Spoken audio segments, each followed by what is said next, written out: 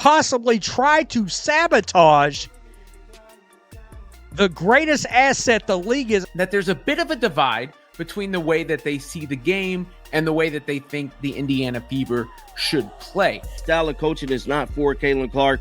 What if the Indiana Fever's biggest problem wasn't injuries, roster depth, or even the natural growing pains of a young roster, but the very head coach who was supposed to lead them through it all?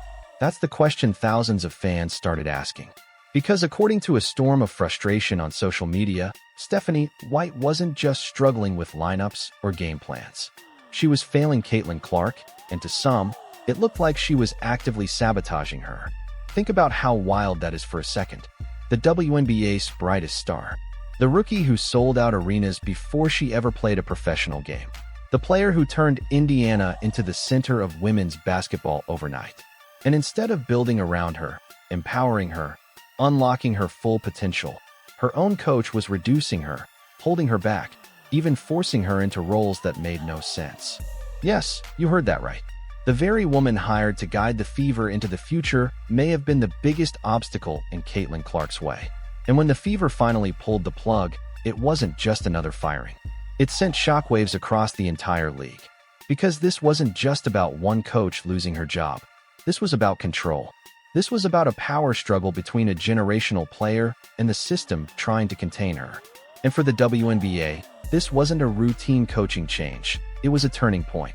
A moment that exposed tension, forced hard questions, and maybe delivered the biggest wake-up call the league has ever had. The story really starts on July 10th. That night, the Indiana Fever were supposed to make a statement. Caitlin Clark was returning, the arena was buzzing, and the opponent was an expansion team, the Golden State Valkyries. It should have been a showcase, a celebration, a chance for Clark to remind everyone why she's the face of women's basketball. Instead, it turned into a nightmare. Final score, 91-72. A 19-point beatdown, in front of a home crowd that had been desperate for a reason to believe. But the scoreboard wasn't the most shocking part. It was how Caitlin Clark looked on the floor. This wasn't the fearless playmaker who built Iowa into a national powerhouse. This was a superstar shoved into the background, standing in the corner, reduced to a role player. Fans couldn't believe their eyes. The Boston Clark pick and roll, the one thing that consistently worked all season, had completely vanished. Clark wasn't running the offense. She wasn't dictating tempo. She wasn't even holding the ball. Instead, she watched as Ari McDonald, who wasn't even in the WNBA 3 weeks prior, ran the show. 8 points. That's all Caitlin Clark scored. And the internet exploded, not because Clark had a quiet night, but because it looked like someone had deliberately stripped her game away.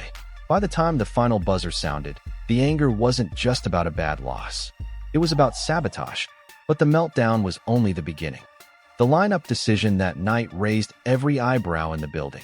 Coach Stephanie White starting Ari McDonald next to Clark wasn't just odd, it was disastrous. Instead of letting Clark be Clark, she was forced into small forward, stationed in the corner like a catch-and-shoot role player. The one thing Fever fans came to see, the magic of Caitlin orchestrating the offense, was gone. It wasn't just ineffective. It was insulting. Clark isn't a decoy. She isn't a 3-and-D specialist. She's a once-in-a-generation playmaker. Yet under White's system, she looked invisible. The explosive transition plays, the no-look dimes, the cross-court lasers, it all disappeared. Fans didn't just criticize. They revolted. Social media lit up with posts like, "Clark at small forward? What is this? And they're wasting her talent on purpose." Some even threatened to stop buying tickets altogether. And while fans raged online, Clark herself stayed quiet, at least publicly. But her body language on the court told a different story, and that silence would soon be broken. The July disaster wasn't the first sign of trouble. The tension had been bubbling for months.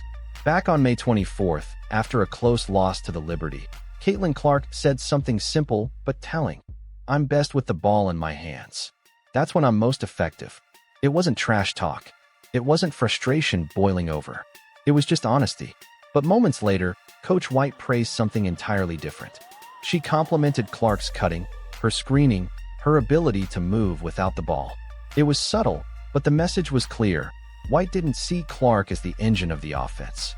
She saw her as a piece of it. That philosophical divide only grew louder. Clark wanted freedom, creativity, the ball in her hands. White wanted system ball, structure, and equal opportunity offense. And when those two visions collided, it wasn't Clark who bent. It was the entire Fever offense that snapped. The real red flag came when White compared the Fever to the Dallas Mavericks. She pointed out how the Mavs sometimes move the ball better when Luka Doncic is off the floor. And while she didn't say it outright, the implication was impossible to ignore. The Fever play better when Clark doesn't dominate the ball. Think about that for a second. Luka Doncic, just like Clark, is a generational heliocentric talent. His gravity bends defenses. His decision-making creates opportunities that don't exist otherwise. Suggesting the team is better without him isn't just a basketball take. It's a philosophy. And in White's philosophy, Clark wasn't the system. She was just another piece. Fans saw it.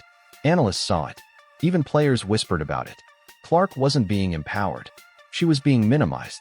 And the results were undeniable. Clunky offense, broken chemistry, and a team going nowhere. But for anyone who knew White's past, this wasn't surprising. I think we need to do a better job of getting the ball in transition, whether somebody's there or not. I think there's a fine balance of playing me off the ball and also getting the ball in my hands. That's when I'm the best in transition. Everybody knows that. I'm very open about that. Stephanie White have an agenda. Her coaching style is influenced by her NC2A championship coach, Carolyn. Stephanie White's WNBA career was built on her reputation as a former player and tough-minded coach. But her track record told a different story. At Vanderbilt, she posted a 46-83 record. More importantly, she lost the trust of her players. Star athletes like Autumn Newby, Mariella Fasula, and Rebecca Dolan all transferred out. Why? Because they felt misused, disempowered, and sidelined. It was a pattern. Take elite talent, strip away what makes them special, and watch the locker room collapse. So when White landed the job in Indiana, the whispers started immediately. Could she handle Caitlin Clark, the most valuable player the WNBA had ever recruited? It didn't take long for history to repeat itself. The fascinating thing is how Clark handled all of this. She didn't explode in press conferences. She didn't call out the coach on Instagram Live.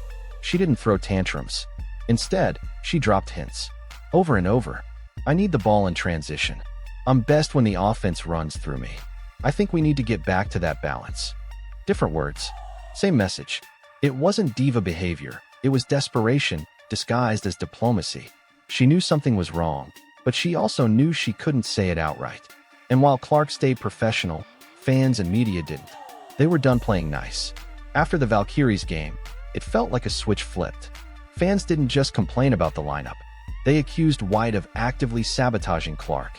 Analysts went further, calling it malpractice. And then came the wildest piece of the puzzle, Carolyn Peck, White's mentor, the same coach who once drove Vanderbilt stars into the transfer portal. Just days before White's collapse, Peck went on ESPN and said the Fever looked better without Clark. Coincidence? Or something deeper? Fans started connecting dots. White learned under Peck. Peck didn't believe in building around stars. White treated Clark like a role player. And suddenly, conspiracy theories were everywhere. Was this just bad coaching, or was there a deliberate agenda to keep Clark from becoming too powerful? Regardless of whether the plot was real, one thing was undeniable. The Fever were crumbling, and the front office couldn't ignore it any longer. The decision came swiftly. Stephanie White was fired, not because of one bad loss, not even because of the record, but because she failed at the one job she absolutely couldn't fail, unleashing Caitlin Clark. Now the Fever stand at a crossroads. The slate is clean, the locker room is reset, and the future is wide open. Names are already floating. Former NBA coaches like Mark Jackson or Bill Laimbeer. Leaders who understand star power, who know when to let a generational talent cook.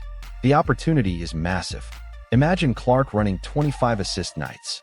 Imagine the Boston Clark pick and roll unleashed again. Imagine a system built entirely around her gravity, instead of trying to tame it. This isn't just about one coaching hire. It's about rewriting the entire identity of the Fever, and maybe even the WNBA. When Stephanie White was fired, it wasn't just a coaching change. It was a warning shot. Adapt to the Caitlin Clark era, or get left behind. Because Clark isn't just another player. She's the reason arenas sell out. She's the reason ratings are breaking records. She's the reason the WNBA is in the spotlight like never before. And now, with White gone, the question is simple. Was this the end of a failed experiment, or the first exposed attempt to silence the WNBA's biggest star? One thing's for sure, Caitlin Clark's story is only just beginning.